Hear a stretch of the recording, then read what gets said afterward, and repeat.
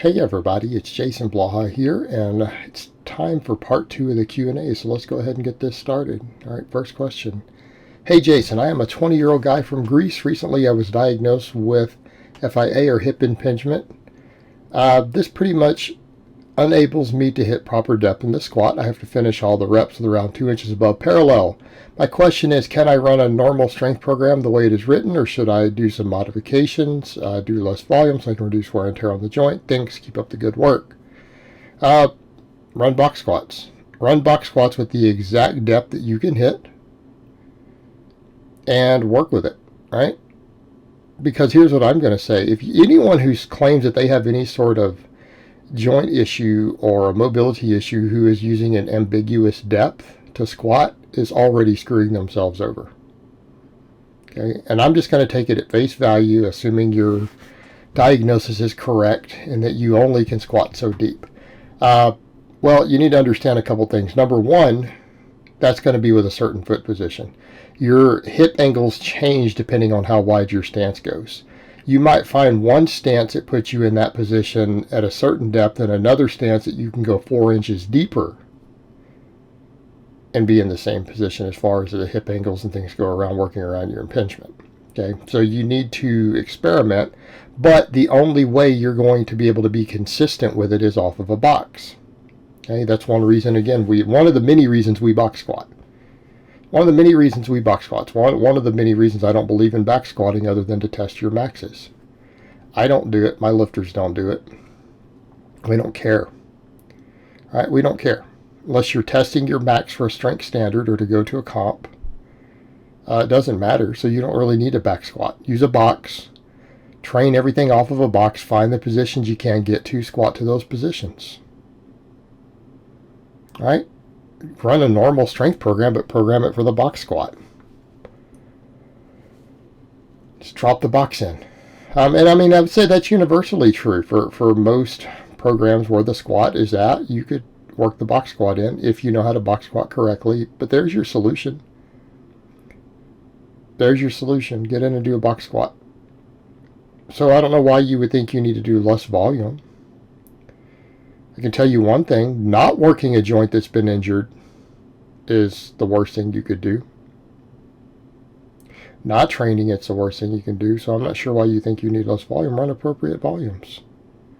Hey, inappropriate volumes hurt everyone's joints. So run appropriate volumes. Find the appropriate depths, find the appropriate angles you can do off the box as far as the width and the depth. Problem solved. All right, next question. Jason, I really need advice lately. I've started a job as an industrial mechanic in ammunition industry. I basically have to dismantle huge machines and repair them. I've done that. So a lot of hitting with huge hammers, so the gears fit on shafts, lots of heavy lifting, carrying static holes. My training performance is plummeted in their weeks. I am so tired I can't even train. Do you have any advice on how to handle this situation? P.S. I had manual labor jobs before, but the intensity was much lower. Just by reducing volume on my training would do the trick. It's not that time. Thanks in advance. You're not American, so you're not familiar with the terms. What you're doing is actually called skilled labor. Manual labor means there's no skill involved. The fact that you know how to use machinery and tools and measure things, right? You're a mechanic. You're a skilled laborer, not manual laborer. Manual labor would be just digging a ditch with a shovel. But a lot of skilled labor is actually very, very, very physically demanding. I can relate because I've done hydrogen and natural gas compressors years ago. Very, very similar. I know exactly what you mean with the hammers and pulling on big wrenches, having one guy hold them with a strap while you beat them with a sledgehammer to break nuts loose or to torque things down before we take it to specification. I get it. I understand exactly what you mean. I've done industrial mechanic stuff, and it's not what people think who haven't done that sort of work. All right, it's like working on car engines, but really, really massive engines and machines. So yeah, there can be a lot of lifting involved, a lot of swinging hammers and everything, a lot of air tools in packs. Those beat you up too. All right, those beat you up too, running an air impact all the time. So it's tough. My advice to you doing this, you're going to have time to adapt. Okay. Here's what I'm going to say. Look at your training loads and say, what is the amount of training volume I have to have? And don't do anything more. When you're doing work like that, you're going to have to be very, very reductionist in your training. I'm not saying you need to do minimalist training, but I'm saying that if you ran and did something like conjugate, for example, you're not going to have room for much supplemental work. You're really not. Maybe some rows, some tricep work, some good mornings. That's like it. Your max work and your speed work's all you're going to do. You're not going to have room for general physical preparedness. You're not going to have room for conditioning. However, there's a mild conditioning component in GPP to what you're doing all day. Like that actually would handle tons of the other stuff that you would do. Like it's covered. So you need to run a fairly bare bones conjugate or something like that would be fine. But you know what? It's going to take time for you to adapt. Because yeah, that sort of work is hard. And it's going to take you weeks. It's going to take you weeks to get used to it. But when you do, keep your training up with the minimalist amount. You might stall, you might regress a little bit, but once you adapt to it, you will eventually be able to start making progress again and make good progress. And what you'll actually find is that in the long term, the work will actually be a benefit because it will handle some of your training benefits, right? It will fill in certain gaps in your training for you, and you just need to make sure that your barbell work and strength work hits the rest of it. And that's the way you have to look at it. But no, brother, it's gonna take some time. It's gonna take some time, and I get it, man. I absolutely and fully understand. And I'm telling you, it's gonna take time to adapt. All right, next question and last question of the week. Hi, Jason. How to periodize your conditioning to not surpass your maximum recoverable volume on a 4-day upper lower? Any tips on how to speed recovery time? Tips on speeding recovery time: sleep, stress management, food. Of course, other substances help. That's one of the reasons people use those lighter things, so they can train more. So how do you avoid surpassing your MRV? You pay attention to what you're doing. You pay attention to your volumes. So if you decide that you're going to start adding conditioning work, right, your GPP, you need to look at your total training loads and say, okay, am I doing junk volume or is my training volume optimized? Because there's a point where we are adding junk volume at a certain point just as an insurance policy, right? It may not be helping you, but it's not hurting you.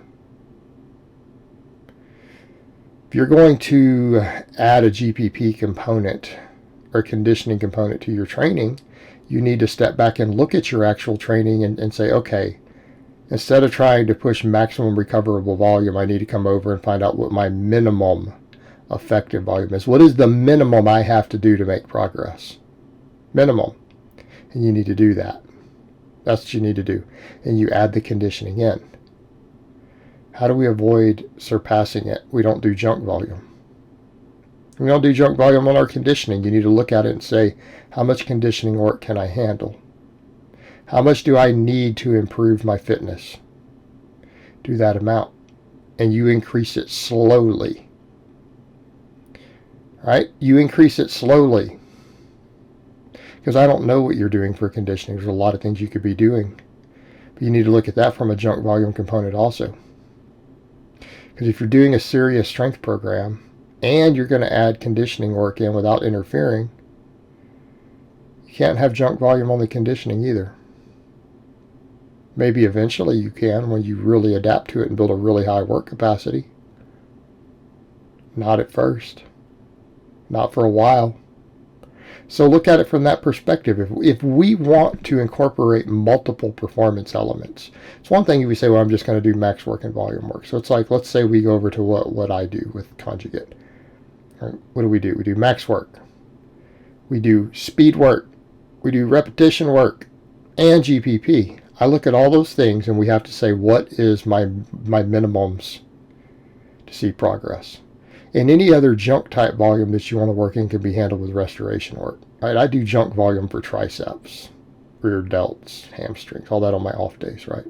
Or even on my main days, all the high rep band work.